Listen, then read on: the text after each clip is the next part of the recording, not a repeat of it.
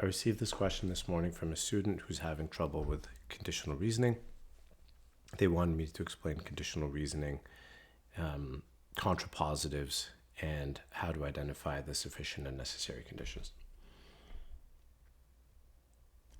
Okay, so to get into it, first thing we'll talk about is sufficient indicators. I'll give 3 examples. This is not meant to be exhaustive. There are many words that the LSAC can use to introduce a sufficient condition. Starting with the most common one, the word if. Whenever you see the word if, you know that what comes after it is the sufficient. This is I believe is a standard structure. You have if, and then the sufficient condition, followed by a comma, then the word then the necessary condition. So I'll put the sufficient condition in a blue box here, and we can put the necessary in a red box. Okay. And when it comes to diagramming, we want to use single character variables. If it's a golden retriever, I'll write a G, arrow, then it's a dog. I'll diagram that as a T. Okay. With the next ones, it's quite similar. So the word all, because they're in the same family, it's going to function just like the word if. All cars have wheels. Since all is a sufficient indicator, what comes after it is the sufficient, followed by the necessary. And we can diagram that as C, arrow, W.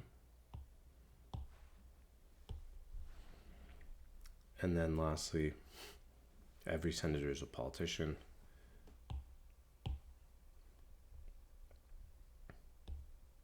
Sufficient and necessary. So we can diagram this as S, arrow,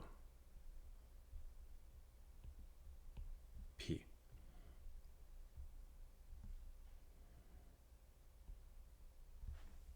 Okay.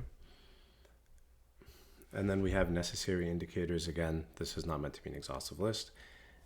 We'll start with only if. You get an A only if you study.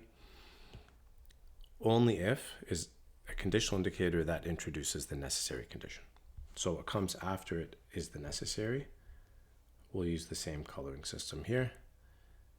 So the red will be the necessary condition, and the other condition in the sentence is the sufficient. So we would diagram this as A, arrow,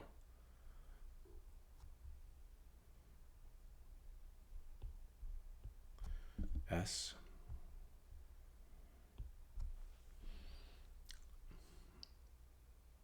the word must. To become a lawyer, you must pass the bar. What follows the word must is the necessary condition. And the other condition is the sufficient.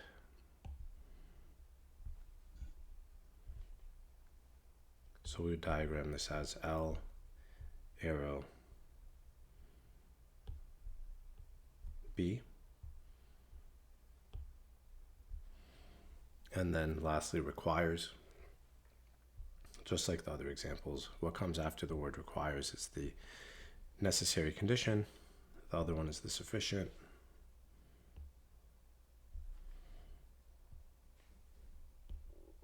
F, arrow, O. Okay. Okay, and then we can talk about the logic that underlies conditional statements. This is quite important. So each condition in a conditional statement, whether it's a sufficient or necessary, is a logical statement. In math, A logical statement is anything that evaluates to true or false. Anything that has a true or false value. So if you think of the very last example that we did, it was if something is a fire, then it needs oxygen. We can look at the F and we'd ask ourselves, is this a fire? That's either true or false. If it is a fire, so if fire evaluates to true, then the rule would be triggered. You'd go across the arrow and you know that oxygen would also have to evaluate to true.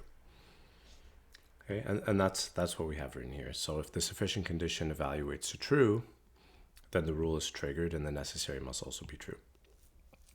Okay. On the other hand, if F evaluates to false, the rule is not triggered and the rule needs to be ignored. Imagine you pick up this rule and you throw it off your page. You don't look at it. If the sufficient condition evaluates to false, then the rule is not triggered and should be ignored. Okay. And I really think this is all we need to know for processing conditionals, at least as far as the logic goes. Okay, and then lastly, we can get into contrapositives. Every conditional statement has a contrapositive. A conditional statement and its contrapositive are logically equivalent. That means a contrapositive does not provide any additional information. And this is actually very interesting, because I think sometimes when people are starting off with the LSAT, they'll write down the conditional, they'll write down the contrapositive, and they'll treat them as two different rules, when actually they're the exact same thing. So when we're first starting off, it's good practice to write down your conditionals for the sake of practice. Once you get the hang of it, you should stop writing them down and you should get comfortable with reading your conditionals based on from your initial diagram. Okay. The way that you take a conditional is it's a two-step process. You have to reverse and negate. Okay. Mechanically, that's how you do it. You have to reverse and negate. So let's circle back to the examples that we had on the previous pages and write down the conditionals. So here we have G arrow D.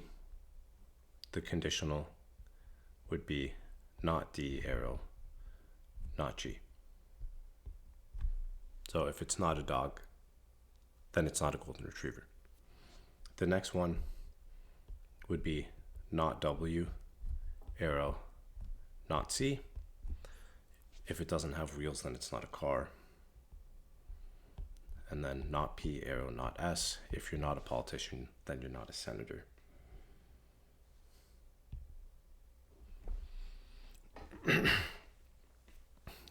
Not S arrow, not A. If you don't study, then you won't get an A.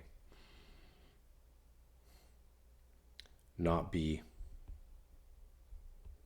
arrow, not L. If you did not pass the bar exam, then you're not a lawyer. Not O arrow, not F. If there's no oxygen, then there's no fire.